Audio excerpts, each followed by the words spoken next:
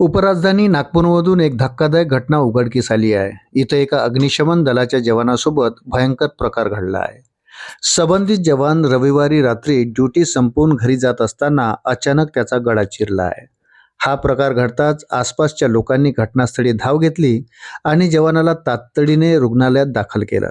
जवानाच्या गळ्यावर खोलवर दुखापत झाली आहे। या घटनेची माहिती पोलिसांना दिली आहे। नेमकं काय घडलं?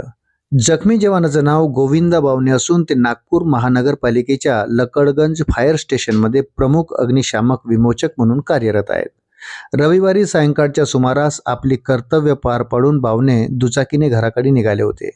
दरम्यान कमाल चौक परिसरातून जात असताना अचानक एका तुटलेल्या पतंगाचा नायलॉन मांजा त्यांच्या गळ्यात येऊन अडकला।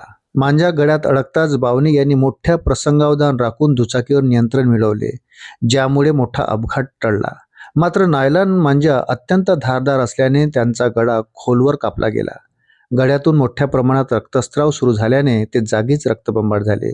यावेळी रस्त्यावरून जाणाऱ्या प्रत्यक्षदर्शींनी तत्काळ मदतीसाठी धाव घेतली आणि त्यांना जवळच्या खासगी रुग्णालयात दाखल केले। गळ्याची जखम खूप खोल असल्याने त्यांची प्रकृती सध्या चिंताजनक असल्याचे सांगण्यात येत आहे। बंदी असूनही नायलॉन मांजाचा सर्रास वापर होतोय। नागपूर पोलीस आणि प्रशासनाकडून नायलॉन मांजावर कडक बंदी घालण्यात आली आहे।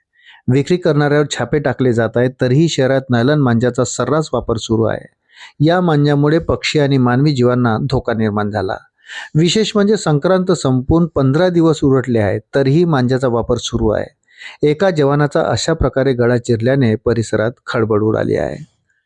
अशाच नवनवीन अपडेटसाठी व्हिडिओला लाईक करा आणि चॅनलला सबस्क्राईब करायला विसरू नका। धन्यवाद।